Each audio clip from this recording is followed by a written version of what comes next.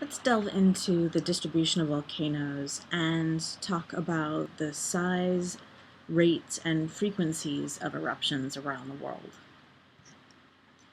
If we start with a map of the tectonic plates, we can see that most of the volcanic centers encircle the Pacific plate and lead to chains of volcanoes along Western South America, North America, into East Asia, and Indonesia and Malaysia. This plot shows the volcanoes that have been active in the last 10,000 years. That's within the Holocene, and those are considered active volcanoes. That's on the y-axis, and look at the historically active volcanoes on the x-axis. And these are plotted based on the country within which the volcanoes are located. And if you look at the top right-hand corner of the diagram, you'll see that some of the most eruptions and number of volcanoes exist in the United States, Russia, Indonesia, Japan. So those countries are more affected by volcanic eruptions than the ones in the lower left-hand corner of this diagram. These are Italy, Mexico, Iceland, Ecuador, the Philippines. And some of these countries aren't going to be able to monitor volcanoes to the same extent and with the same effectiveness as others. For example, volcanoes in Indonesia are likely not as well monitored as those in our own country. And you're probably thinking, where are all these volcanoes? We plot here with Indonesia, Japan, and Russia.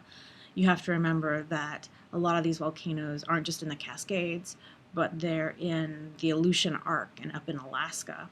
And so those are some of the most active and large volcanoes that we have.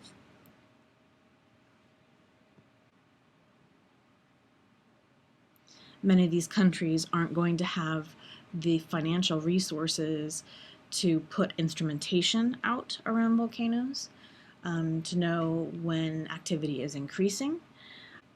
So those countries are going to be more adversely affected by eruptions.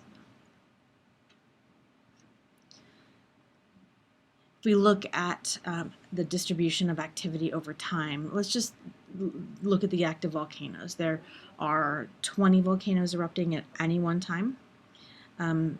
60 erupted each year through the 1990s. There are 550 historically documented eruptions. So that's in human history. And then we have 1,300 volcanoes that erupted during the Holocene. That's within the last 10,000 years. And those are considered the active volcanoes. These plots tell us about the duration of eruptions in the upper plot. And they show that eruptions span a time frame of days or months or even years. The percentage of volcanoes that erupt over the course of days works out to about 45% of the volcanic eruptions. About 40% of eruptions are lasting between months up to about a year. And then the remainder of the volcanoes, about 15%, can last for multiple years. Consider that information in light of the lower diagram, where we have the time it takes from a volcanic eruption to begin until it explodes. And that can be less than a day, or that period can span months or even years. So there are some very large eruptions that can take place with a long time span available to monitor a volcano and take precautions.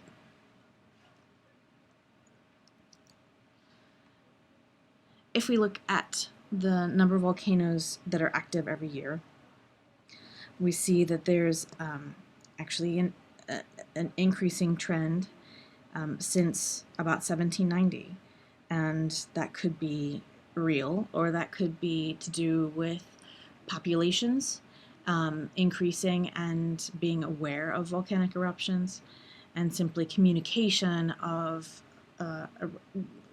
eruptions to agencies that monitor these. The lower part of this graph is simply the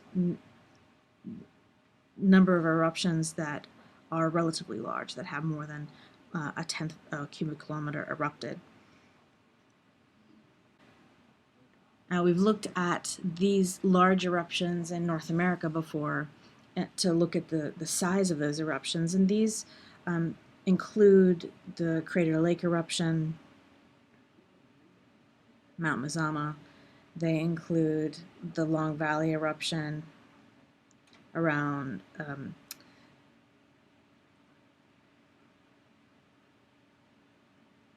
and they include the Yellowstone eruption. Those three eruptions were all caldera-forming eruptions, and so very large. And those dwarf more recent eruptions like Mount St. Helens that didn't form a caldera, but was quite large and still had a big impact on the population surrounding that volcano.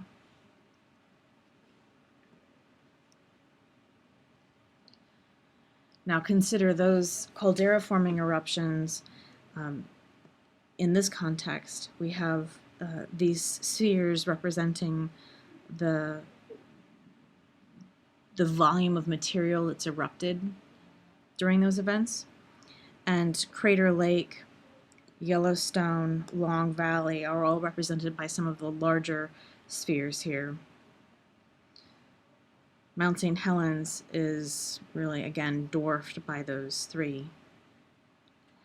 And notice that the Crater Lake, Yellowstone, and Long Valley caldera eruptions all have these notations of VEI, so volcanic explosivity index of 7 or 8. So those have a very large explosivity index that we'll go into next.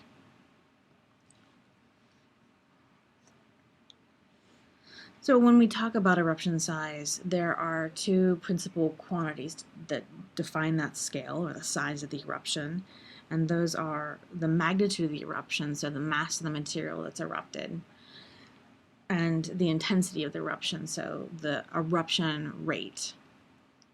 And the eruption rate is the main factor that controls the height of the eruptive plume that results. Because the scale of eruptions varies by many orders of magnitude, they use a logarithmic scale to assess them. And the scale that describes the size of the eruption is called the Volcanic Explosivity Index, as I just mentioned. That's a scale that ranges from 0 to 8. It's on this line here. And that describes the mass and the plume height for the eruption, with non-explosive or effusive eruptions on the left-hand side, and very large explosive or even caldera-forming eruptions on the right-hand side. Now, in practice, modern eruptions are defined by the cloud column height, whereas ancient eruptions are defined by the maximum erupted volume that we can estimate in the rock record. And this scale really isn't useful for effusive eruptions, so like Hawaiian lavas. And those, by default, get a VEI of 0 or 1.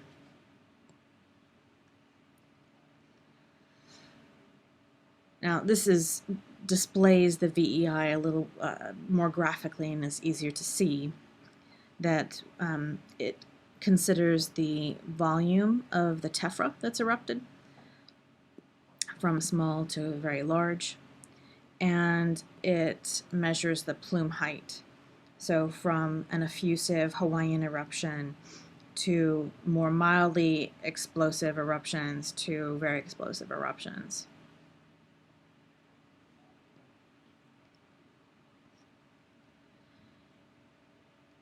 And there's a correlation to with the duration of the eruption with the VEI.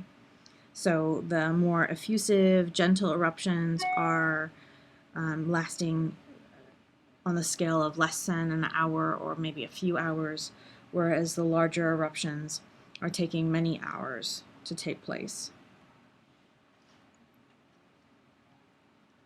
Now, there's a problem with the VEI because it assumes that there's a link between the magnitude and the intensity of the eruption. So there are other ways to estimate the size of the eruption by decoupling the magnitude, which is the mass of the eruption, the mass of the tephra, and the intensity or the rate of the eruption. And so we can look at the magnitude, a magnitude scale, which is a log relation with the erupted mass, and the intensity scale, which is a log relation with the eruption rate. There are challenges to estimating the mass of an eruption. So to alleviate that, we can estimate the volume of the material erupted and convert that to a dense rock equivalent. So that's an estimate of the volume of dense, unvesiculated magma that produces a deposit. The intensity is the rate at which the ejecta leave the vent, so the eruption rate. And that's the main factor that controls the height of the eruption plume. And for a sustained eruption, one of these larger, longer lasting eruptions, the height is proportional to the intensity. And the plume height controls the dispersal, so volcanologists can reconstruct the intensity and the column height by studying how widely dispersed ancient deposits are.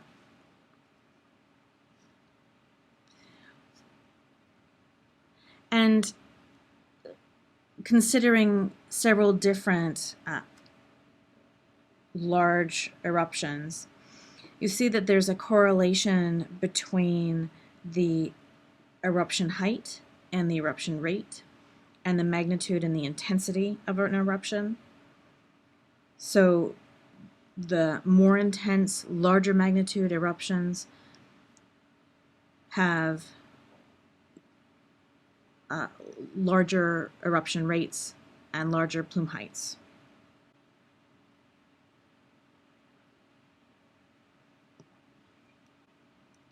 If we look at effusive eruptions, we see the same kind of correlation between the eruption rate, the mass of the eruption, the magnitude, and the intensity.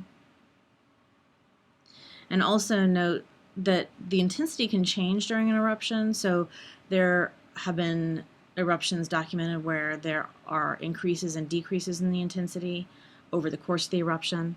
And some of the lowest intensity eruptions are connected to long duration eruptions.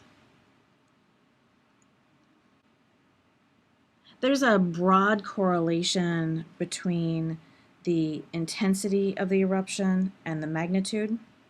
So you see this linear relationship. In general, for the same mass of erupted material, effusive eruptions occur for a longer period of time and thus get a lower intensity.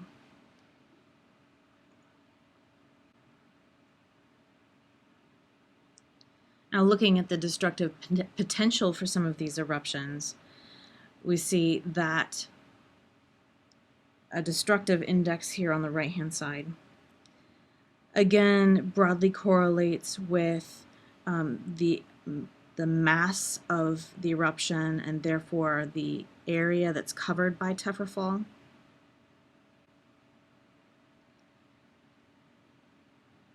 And with the more violent kinds of events, including pyroclastic flows and lahars. Now, if you consider the area within which human structures could be expected to be totally destroyed, we can compare eruptions of different style. The destructiveness index is the logarithm of the total area affected by a deposit of lava, pyroclastic flow, surge, lahar, or tephra that's greater than 100 kilograms per meter squared. That's the mass per area at which a roof collapses.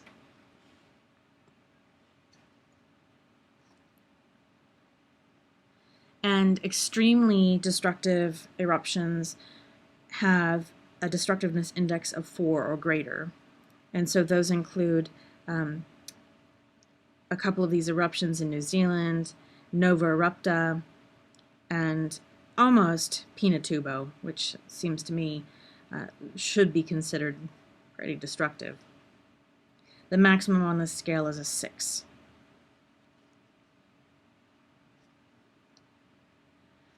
Now, this plot looks at the proportion of eruptions in each explosivity index group. So from a VEI of 0 to 6. And it looks at the interval between eruptions in years, so from 0 to 10,000 years. What this is showing us is that for smaller eruptions, those eruptions are happening more frequently, and the larger eruptions happen much less frequently. Now, that's a problem for hazard mitigation because you lose the local memory for eruptions, as we've seen in some of the videos that we've looked at. And so for these longer interval eruptions, those correspond to larger eruptions and more explosive eruptions, and that can pose serious risk.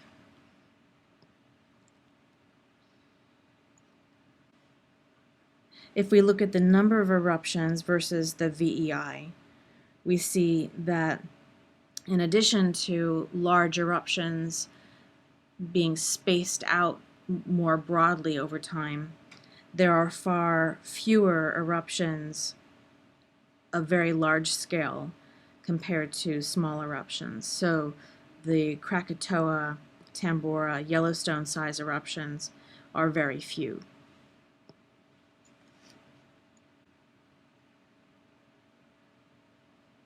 For mildly explosive eruptions, and I mean Hawaiian and Strombolian type eruptions, these are the least violent type of explosive eruptions. And these kinds of eruptions are comprised of magmas that are more basaltic or a basaltic andesite. And those magmas have much lower viscosities and lower volatile contents than the magmas feeding explosive volcanoes. In Hawaiian-style eruptions, gas is released from bubbles in rhythmic bursts, and that gives rise to lava fountains. And those typically begin with curtains of lava or a curtain of fire, and with time, differential cooling within that curtain of fire causes solidification that leads to a narrowing of the feeder dike and produces a point source that yields a fire fountain around a central conduit and vent. So here's a curtain of fire. It looks like a long fissure through which lava is erupting. A fire fountain where we've got 50 to 1,000 cubic meters per second of lava that are erupting at heights of 100 to 500 meters. And the fountain represents sustained gas jets with a dispersed load of centimeter to meter size molten clasts. There's far more gas to clots of pyroclasts, 70 to 1, suggesting that bubbles represent 70% of those lavas.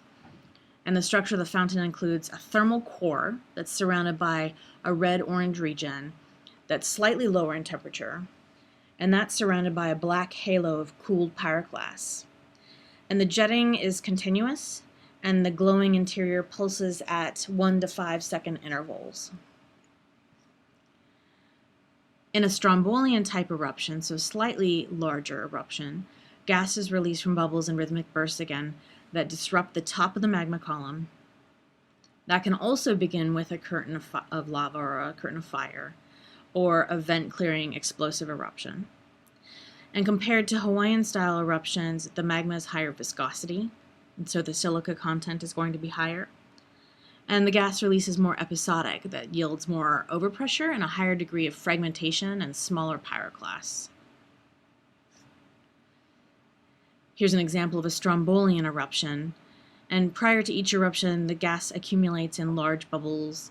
It lifts the magma ceiling and forms a big magma blister. The blister fragments as gas release occurs. And typically more gas is released in a Strombolian than a Hawaiian-type eruption. Here, the gas to lava ratio is about 100,000 to 1.